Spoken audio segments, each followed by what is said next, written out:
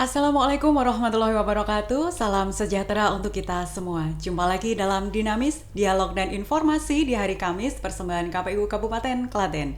Nah, teman pemilih, pada tanggal 27 November 2024 kemarin kita telah melaksanakan pemilihan gubernur dan wakil gubernur Jawa Tengah serta bupati dan wakil bupati Klaten tahun 2024.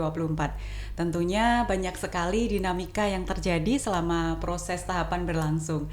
Nah, di episode yang ke-65 ini kita akan banyak bercerita tentang kilas balik apa saja yang menarik dari Pilkada tahun 2024 di Kabupaten Klaten. Dan tentunya kita sambut bersama narasumber kita kali ini, Ketua KPU Kabupaten Klaten, Bapak Primus Supriyono. Halo Bapak, selamat datang kembali dalam program Dinamis. Oke, selamat pagi, salam sejahtera untuk kita semua. Sehat Pak ya? Sehat. Alhamdulillah sehat. Nah, kali ini marilah kita bercerita Pak tentang hal-hal apa saja yang menarik selama penyelenggaraan Pilkada 2024 kemarin.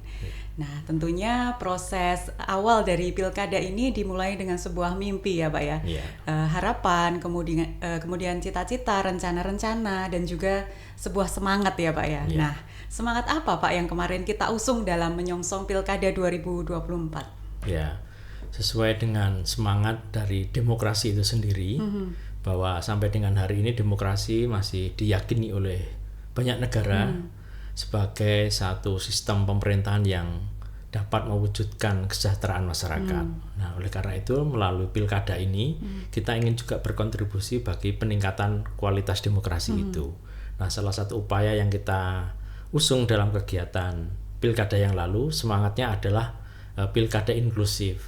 Artinya tidak boleh ada satu warga negara pun yang kehilangan hak pilihnya. Oleh karena itu kita memberi perhatian yang lebih serius kepada kelompok-kelompok marginal dan masyarakat yang berkebutuhan khusus, seperti misalnya penyandang disabilitas, orang manula, orang sakit, dan seterusnya. Nah, kurang lebih seperti itu yang selama ini terpinggirkan atau tidak bisa muncul di tengah masyarakat. Nah, ini kita berikan perhatian lebih. Berarti ada sosialisasi mungkin kepada kelompok-kelompok masyarakat ya Pak ya. Dan kemudian juga ada mungkin memberikan perhatian kepada TPS yang aksesibel ya Pak ya, TPS akses ya Pak ya. Nah, ini salah satu semangat untuk mewujudkan pilkada inklusif tadi ya Pak, adalah program sosialisasi ya teman pemilih dan juga pendidikan pemilih yang menyasar kepada berbagai kelompok masyarakat. Seperti itu ya Pak ya. Nah, mungkin yang pertama Pak, bisa diceritakan terlebih dahulu apa saja yang sudah dilakukan terkait dengan sosialisasi Pak. Oh ya. Pertama yang kita sosialisasikan agar warga masyarakat yang telah memiliki hak pilih itu rekam iktp. iktp. Kemudian setelah itu kita pastikan mereka masuk dalam DPT, daftar pemilih tetap. Nah, ini ternyata warga masyarakat kita ada sebagian yang terkendala untuk memiliki iktp. Oleh karena itu kita berkoordinasi dengan Dukcapil agar ada rekam iktp yang dikoordinasi di masing-masing kecamatan.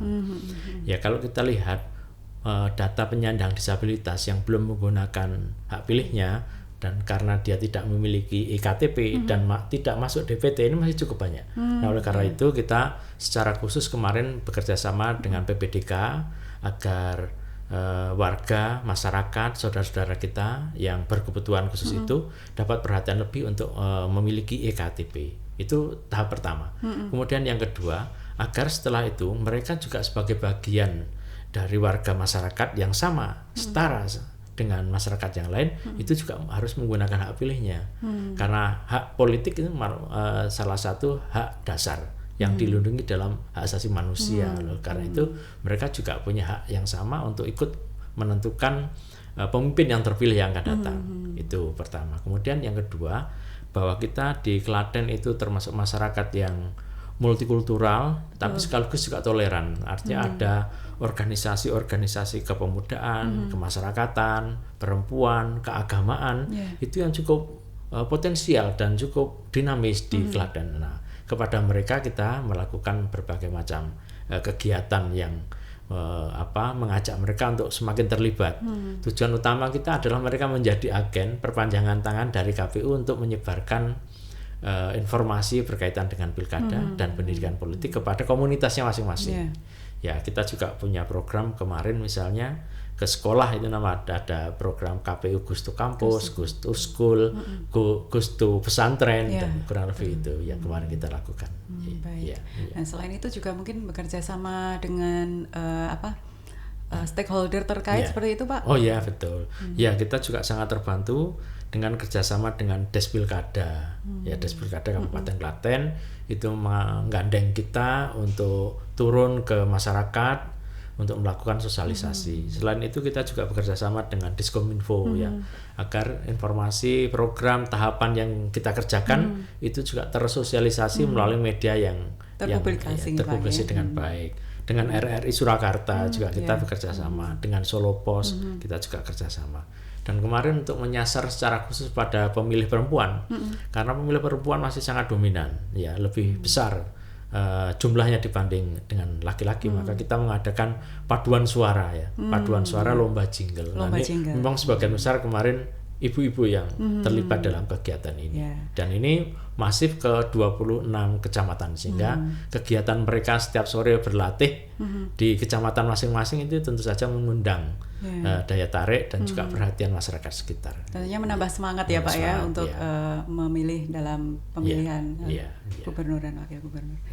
Nah, selain sosialisasi Pak, tentunya ada juga program pendidikan pemilih ya, teman pemilih ya. Nah, sebagai upaya untuk membangun pengetahuan ya Pak, untuk menumbuhkan kesadaran serta tentunya meningkatkan partisipasi pemilih dalam penyelenggaraan pilkada. Nah, apa Pak yang menarik dalam pendidikan pemilih di Kabupaten Klaten? Pak? Kita melalui debat publik kemarin kita mencoba menampilkan dengan cara yang agak sedikit berbeda.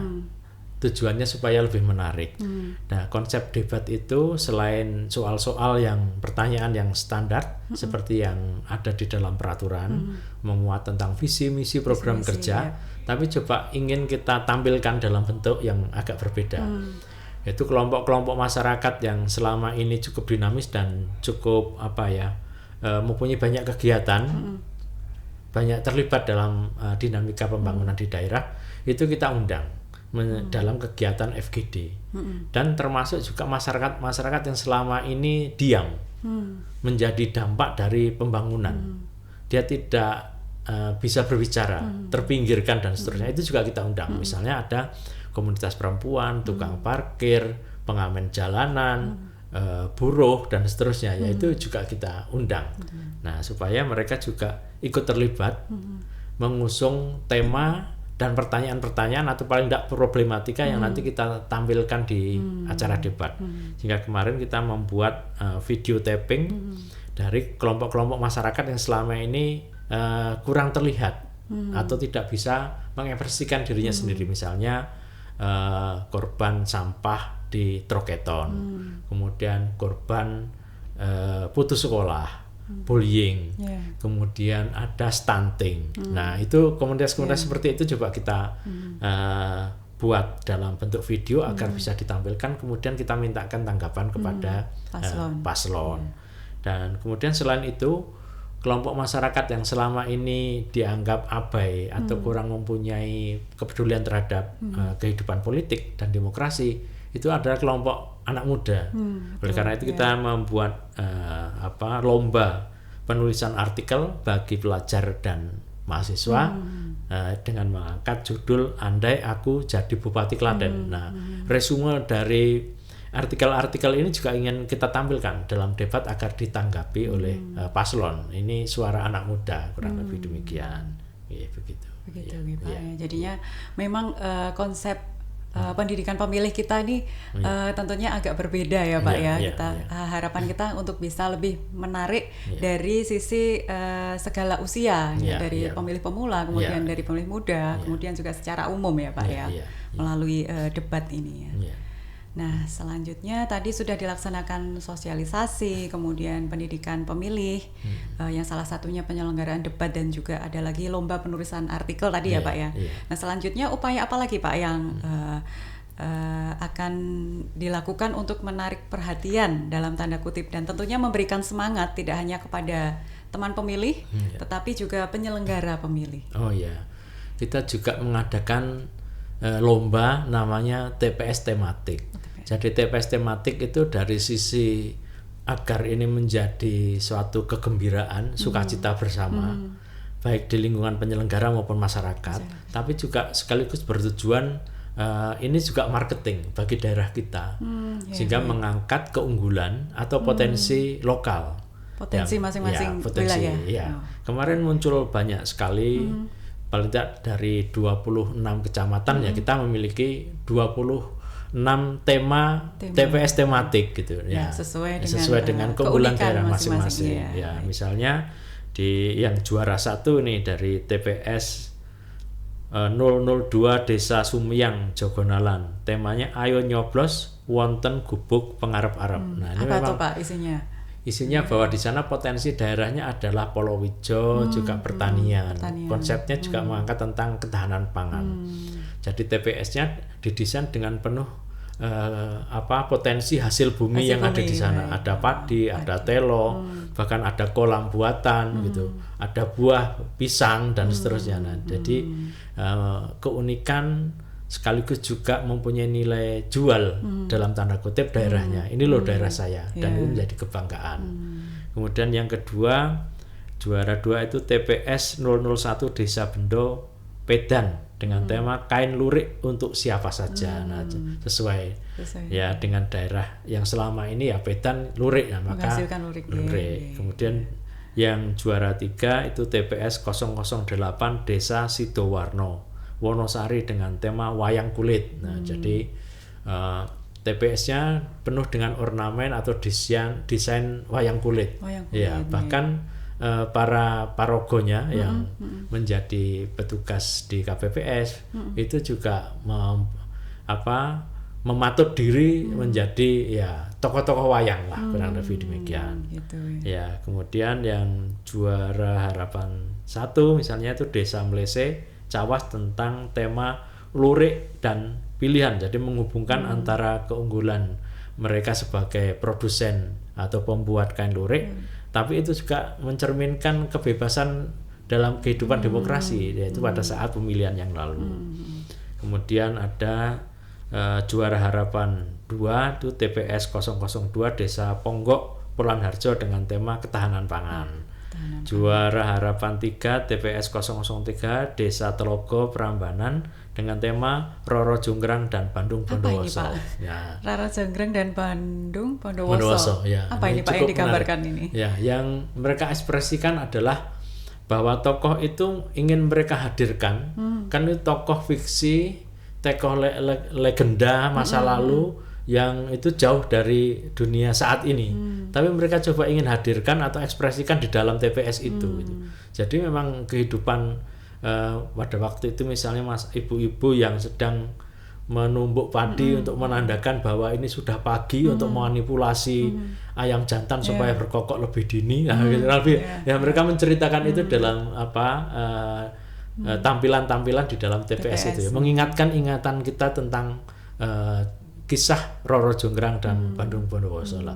Ya walaupun sebenarnya dari sisi itu kita bisa mengambil sisi positif dan negatif dari dua tokoh itu ya.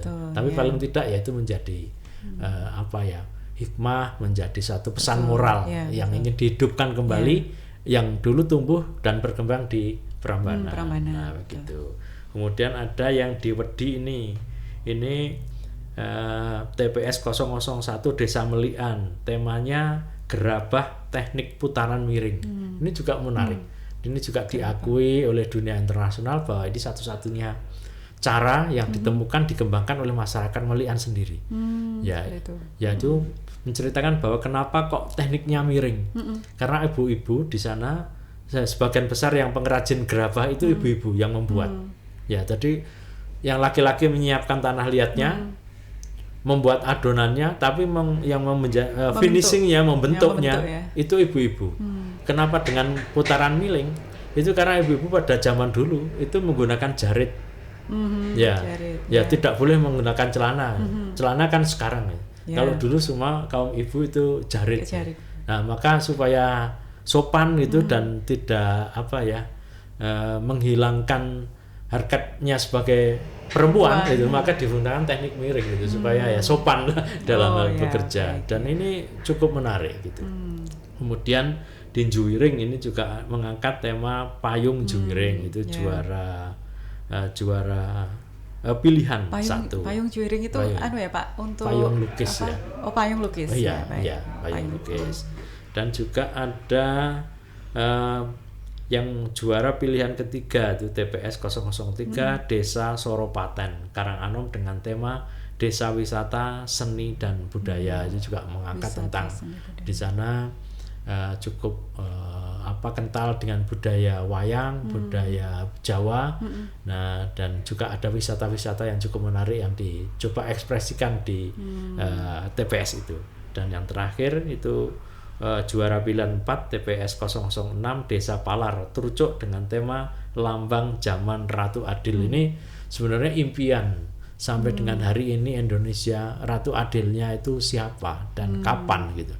Karena ketika Ratu Adil itu muncul, maka kehidupan masyarakat yang adil, makmur, tentram, bahagia itu akan terwujud. Nah, ini menjadi impian.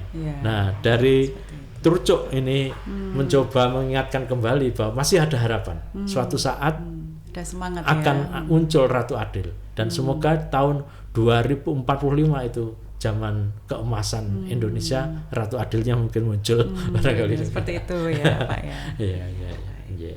Tentunya ini juga selain untuk promosi tentang keunikan daerah masing-masing ya, tentunya juga untuk menambah semangat ini para teman-teman di KPPS ya Pak ya. Dan juga tentunya teman pemilih semakin tertarik untuk memilih ya Pak ya.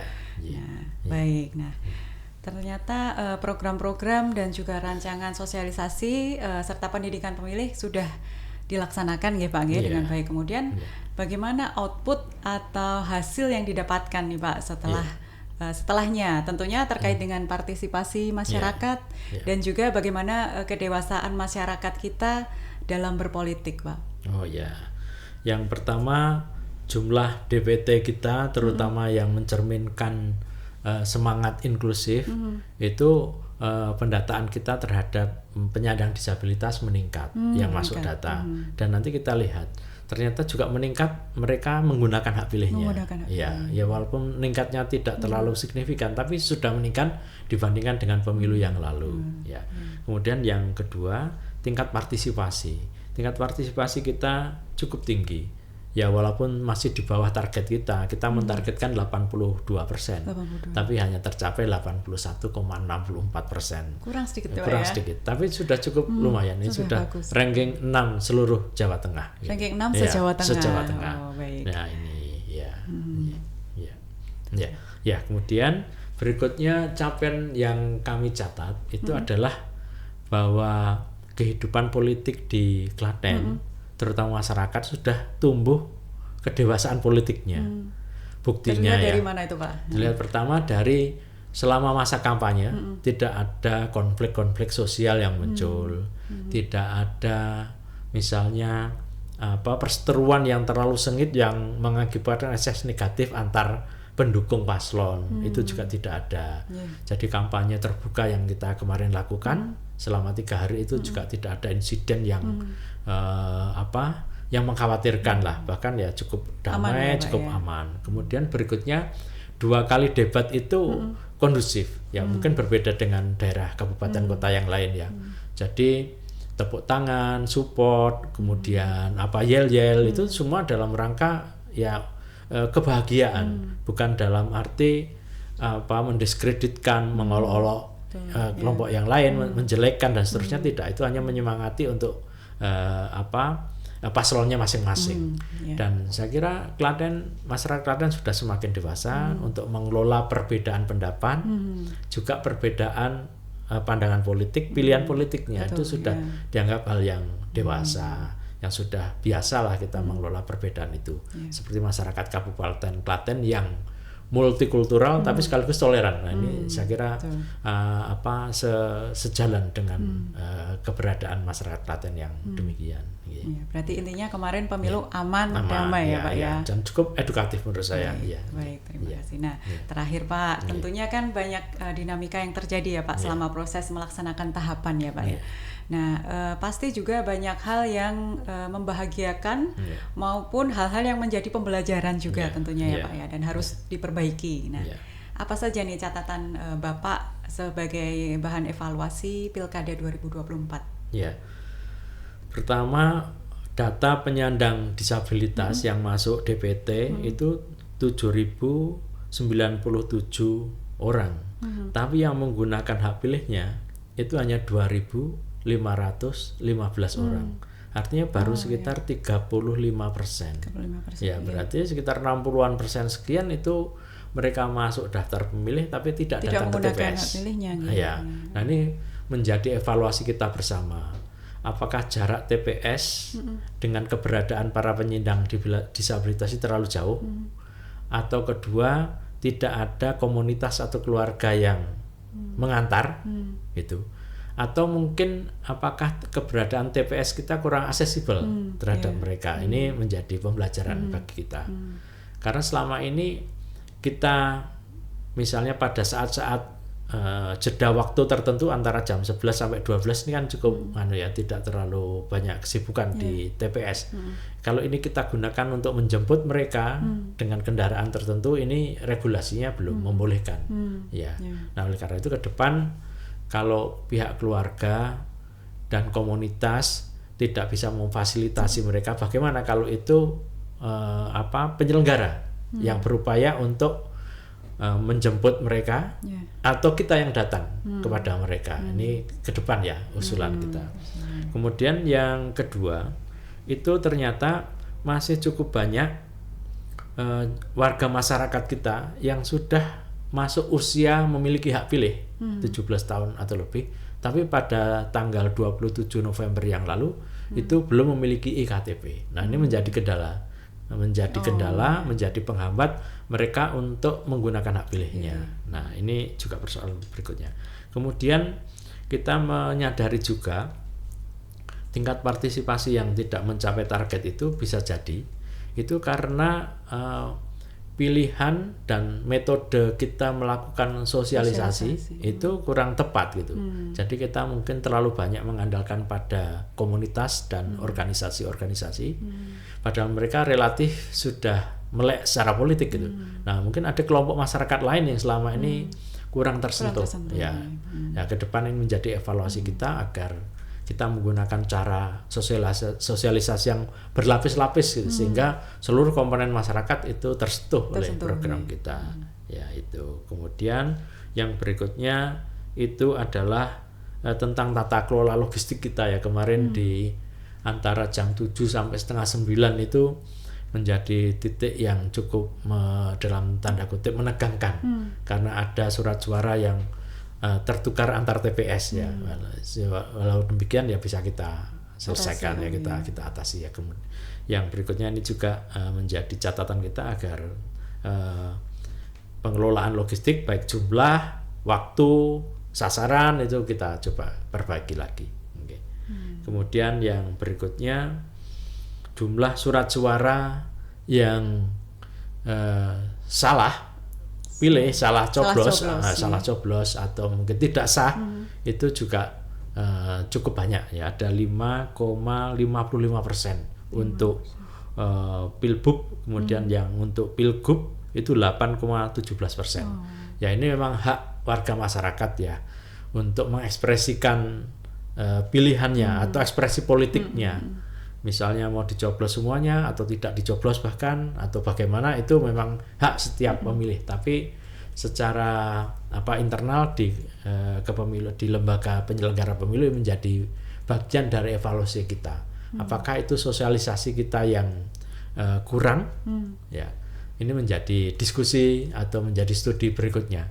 Kalau itu terjadi kepada kelompok masyarakat yang sudah sepuh, sakit, berkebutuhan khusus, ya barangkali itu memang sosialisasi kita yang kurang. Misalnya surat suara sebelum dicoblos harus dipastikan dibuka dulu. Nah, mungkin mereka tergesa-gesa langsung dicoblos bisa. Tapi kalau itu memang ekspresi dari masyarakat anak muda, ekspresinya terhadap kekecewaan, tidak ada satupun paslon yang sesuai dengan harapan idealisme dia, pilihan dia, maka dia mencoblos ke semuanya atau tidak mencoblos sama sekali, itu hak setiap pemilih. Ini menjadi catatan kita berikutnya. Walaupun jumlah surat suara yang tidak sah ini jika dibandingkan dengan kabupaten kota yang lain se-Jawa Tengah juga tidak yang paling buruk lah, yang memang rata-rata di sekian. kabupaten kota angkanya sekitar itu. Sekian. Begitu. Ya, begitu. Baik Pak. Ya. Kemudian terkait dengan penyusunan buku Pak. Oh, ya. Kami Ya. dengar ada penyusunan buku untuk istilahnya mengabadikan Ya. proses-proses dalam pilkada ini Pak. Ya. Isinya apa saja nanti Pak Ya. bukunya ini Pak? Yang pertama kita akan membuat 3 buku nanti rencananya. Buku pertama menelusuri jejak pilkada inklusif di Klaten. Kita akan menceritakan mulai dari gagasan, bentuk-bentuk sosialisasi, hasil dan seterusnya yang berkaitan dengan benar bahwa Klaten mengusung tema inklusif pilkadanya. Ini buktinya, jejaknya seperti apa? Ini ingin kita ceritakan. Ya. Kemudian yang kedua itu buku yang bercerita tentang data dan rekomendasi. Seperti kritik evaluasi yang tadi ini kami kami sajikan dalam bentuk yang tersendiri. Jadi Klaten itu menghasilkan angka partisipasi sekian, paslon 1 sekian, 2 sekian, 3 sekian. Terus kemudian rekomendasinya apa untuk peningkatan yang akan datang, seperti yang kita sampaikan yang tadi bahwa tentang partisipasi harus ditingkatkan dengan cara yang tertentu. Nah, ini kita coba sampaikan di situ. Termasuk kita ingin menyampaikan apa sih yang berbeda dari kabupaten kota yang lain. Jadi apa yang unik, apa yang menarik di Klaten. Seperti misalnya ada TPS tematik tadi, terus kemudian ada lomba penulisan artikel, kemudian ada lomba jingle yang berbeda, yang kita pastikan berbeda dengan kabupaten kota yang lain. Format debat gitu. Dan yang terakhir buku ketiga ini kita punya mimpi di tahun 2045 itu kan Ratu Adil muncul di Klaten itu. Nah, zaman keemasan juga ada. Nah, kita ingin menulis sebuah buku namanya Grand Idea The Future Dream of Klaten. Jadi kita ingin mempunyai satu gagasan besar tentang mimpi Klaten di masa depan lah. Nah, ini kita menyarikan dari tema dan subtema debat. Nah, ini akan kita ajak para panelis kemarin yang para guru besar itu untuk menuangkan gagasan-gagasan untuk Klaten ke depan seperti apa. Untuk semua tema, misalnya ada 3 tema yang paling menonjol, yaitu pertanian, pariwisata, misalnya UMKM. Nah, ini bisa enggak ini menjadi keunggulan Klaten untuk masa depan? Kalau itu iya, maka roadmap-nya seperti apa agar ketiga sektor ini bisa menjadi sektor unggulan pada Klaten di di masa yang akan datang. Nah, ini buku ini. Nah, dengan 3 buku ini maka kita sedang berupaya mewariskan kepada penyelenggara pemilu yang akan datang, kepada masyarakat dan kepada pemerintahan atau kepala daerah terpilih. Ya, paling tidak ini bisa menjadi referensi bagi harapan Klaten untuk masa yang akan datang. Ya, tentunya menarik sekali ya untuk ditunggu ya teman pemilih. Ada 3 buku yang akan diterbitkan. Yang pertama tadi menelusuri jejak pilkada inklusif di Klaten ya Pak ya. Kemudian yang kedua ada data dan rekomendasi penyelenggaraan pilkada serentak di Klaten. Dan yang terakhir ini yang mungkin menarik ya Pak ya. Grand Idea The Future Dream of Klaten. Nah, kita akan tunggu seperti apa nanti isi bukunya ya Pak ya. Sangat menarik untuk ditunggu ya teman pemilih. Nah, demikian tadi ulasan kita terkait penyelenggaraan Pilkada 2024, tentunya dengan segala dinamika yang terjadi ya Pak. Semoga bisa menjadi pembelajaran kita bersama. Dan teman pemilih, demikian perbincangan kita bersama Ketua KPU Kabupaten Klaten, Bapak Primus Supriyono. Terima kasih atas kehadirannya Bapak. Dan teman pemilih jangan lupa untuk ikuti seluruh akun media sosial KPU Kabupaten Klaten untuk bisa mendapatkan informasi terkini seputar kepemiluan. Terima kasih telah menyaksikan Dinamis dan sampai jumpa di episode berikutnya. Wassalamualaikum warahmatullahi wabarakatuh. Waalaikumsalam.